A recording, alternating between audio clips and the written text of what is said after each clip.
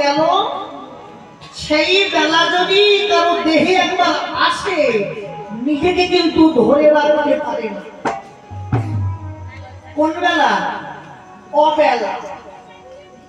জলান্তে যাওয়ার উপযুক্ত সময়টা ছিল আমার অবেলা। অবেলা কাকে বলে? সাজের বেলাকে বলা হয় অবেলা। আগে হিসাবটা বুঝে নেন, বেলা কাকে বলে?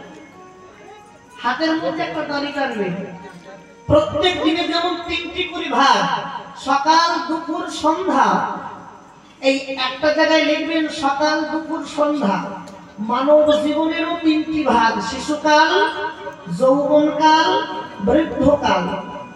শিশুকাল, যৌবনকাল, বৃদ্ধকাল। তাহলে এই যে দিনের ভাগ আর দেহের ভাগ আলাদা আলাদা হয়ে গেল। এবার হিসাবটা দেখে নেন, প্রত্যেক দিনের সকাল, দিনের সকাল হলে আমাদের দেহের সকাল কোনটা হবে মায়েরা? শিশুকাল। শিশুকালে কেউ কি জলান্তে যেতে পারে? দিনের সন্ধ্যা মানব জীবনের কোন কাল? বৃদ্ধকাল। বৃদ্ধ হয়ে গেলে জলান্তে যাওয়া যাবে? দিনের দুপুর মানব জীবনের কোন কাল? বিষ্ণুপ্রিয়া আগে কি বলেছিল? আমি এমন বেলায় জলান্তে গেলাম, ওই বেলা যদি কারো দেহে একবার আসে নিজেকে ধরে রাখতে পারে। জলান্তে যাওয়ার উপযুক্ত সময়টা ছিল দুপুর বেলা। মানব জীবনের যৌবন বেলায় আমি জলান্তে গিয়েছিলাম, ওই বেলায় জলান্তে গিয়ে আমার কাল হয়েছে। কেন?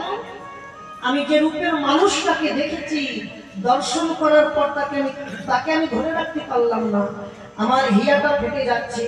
যদি একবার তাকে আমি ধরতে পারতাম, হৃদয় অঙ্গন করে আমার তাপিত কর্মে শীতল করতাম। আমার দ্বিতীয় প্রশ্ন কি? তুই যে বারে বারে বলছিস তোর জ্বলানা হয়নি, জ্বলানা হয়নি, জ্বলানা হয়নি, মায়েরা বিষ্ণুপ্রিয়াকে প্রকৃত জ্বলানতে পেরেছিল? কেন পারেনি? কলসিটা জলে ভাসতে ভাসতে চলে, তাই তো?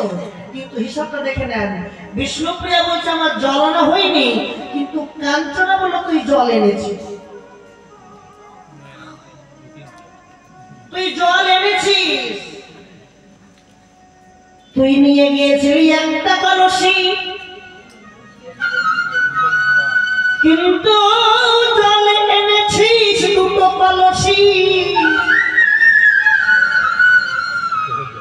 তুই যে কলসিটা নিয়ে গেলি ওটা বহিরঙ্গ জগতের কলসি, ওই কলসির জল আনা মাত্র জল শেষ হয়ে যায়। কিন্তু তুই যে 2টো কলসি ভরে জল এনেছিস, ওর জল কোনোদিন সহজে শেষ হয় না। যতদিন দেহে প্রাণ বাকি থাকবে ততদিন ওই কলসির জল পরিপূর্ণ থাকবে। কোন 2টো কলসি জানিস?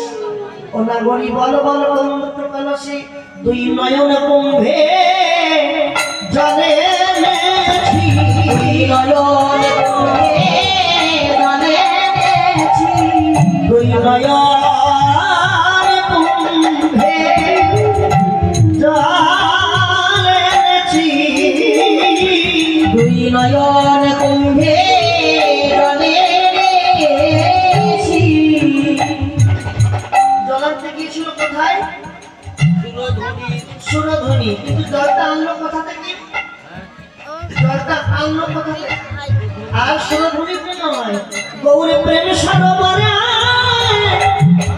ডুব দিয়ে আয়, 2 নয়ন কুম্ভে জল এনেছি, গৌর প্রেম সরোবরে ডুব দিয়ে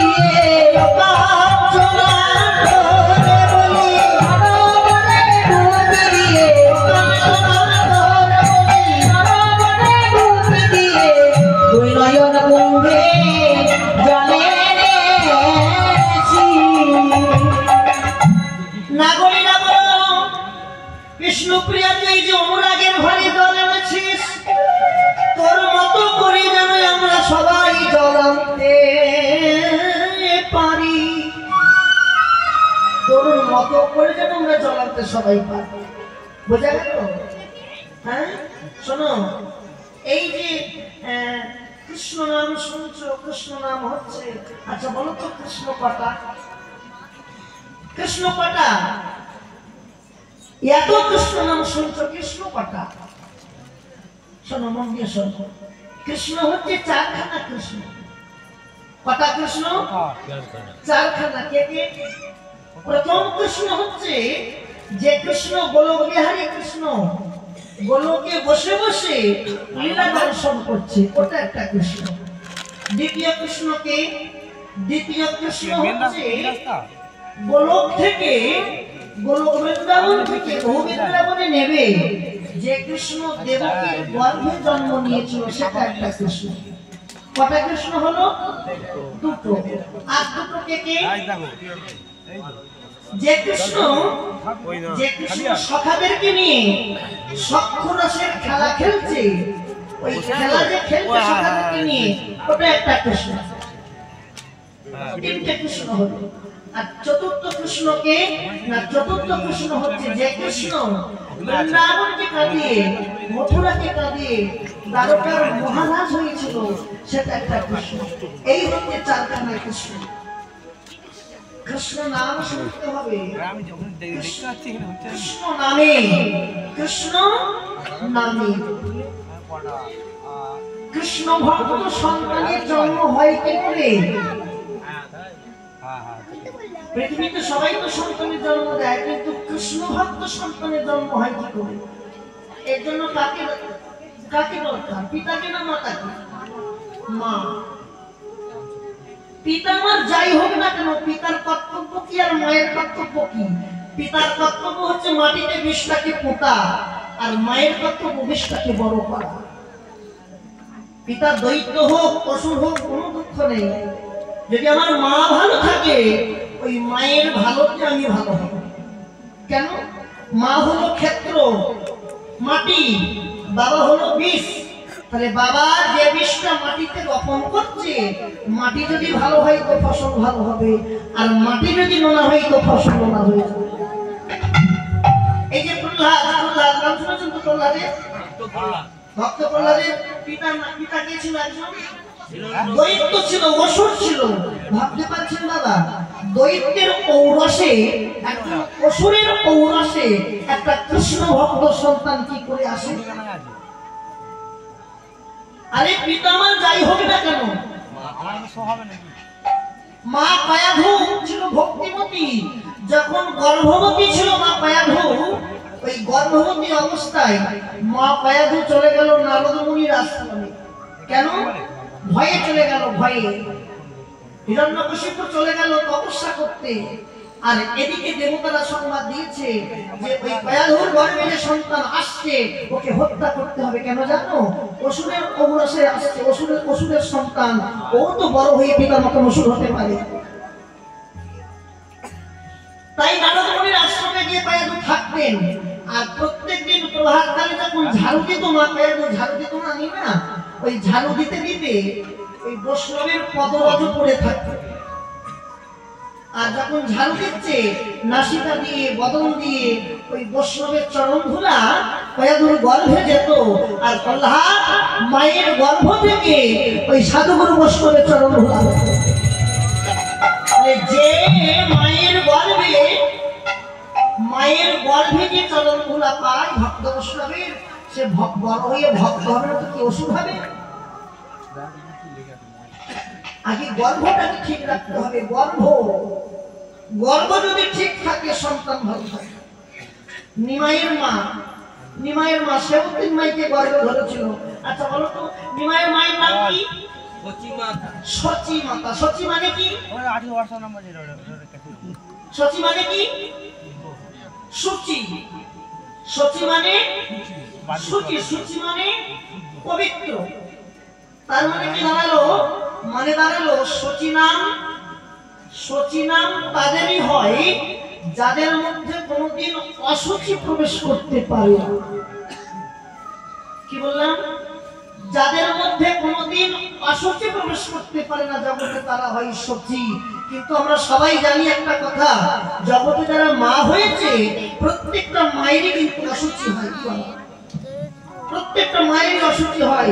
তাহলে এখানে সচি মা, এও তো গর্ভে ধরেছিল, তাহলে এও সন্তানের মা, আর এও তাহলে অসুচি হয়। অসুচি হয় কিন্তু নাম আবার সচি হলো কেন? যুক্তি কিনা? অসুচি হয় সন্তানের মাও হলো, কিন্তু নাম কেন সচি হলো? দেখো, এই বহিরঙ্গ জগৎ আর অপ্রাকৃত জগৎ। বহিরঙ্গ জগতে আমরা যে মায়ের গর্ভে থাকি, ওই গর্ভটা হয় কি করে? পিতামাতার দৈহিক মিলনের সৃষ্টিতে ওই গর্ভ, আর ওই গর্ভে আমরা থাকি। নিমাই যে গর্ভে ছিল মায়ের গর্ভে, ওই গর্ভটা হলো কি করে? ও তো কোনো দৈহিক মিলনের গর্ভ নয়।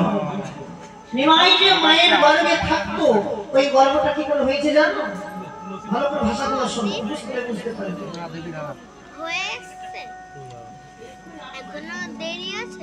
যে গর্ভটা হয়েছে, গর্ভটা হলো কি করে? দেখো, শচী মায়ের গর্ভ, ও তো স্বামী স্ত্রীর বন্ধনের গর্ভ নয়। কি করে হলো? না, বৈষ্ণব মহাজন বলছে, শ্রীগুরুর জিহ্বা লিঙ্গ দ্বারা, শ্রীগুরুর জিহ্বা লিঙ্গ দ্বারা কর্ণজনি থেকে যে বিষ গর্ভে যায়, গর্ভে গিয়ে গর্ভ হয়, আর সেই গর্ভে গৌরসনের আবির্ভাব হয়। শ্রীগুরুর জিহ্বা লিঙ্গ দ্বারা কর্ণজনি থেকে যে বিষ গর্ভে যায়, গর্ভে গিয়ে গর্ভ হয়, আর সেই গর্ভে গৌরসনের আবির্ভাব হয়। তাই বিষ্ণুপ্রিয়া বলল, নাগরী রে, ও নাগরী, বলে দে এখন আমি কি যে করি, কোথায় যাবো? নাগরী রে, আমার কি ব্যাধি হয়েছে বল। তোর কি ব্যাধি হয়েছে জানিস? তবে বলি শোন। গোরা গোরা গোরা গোরা বলে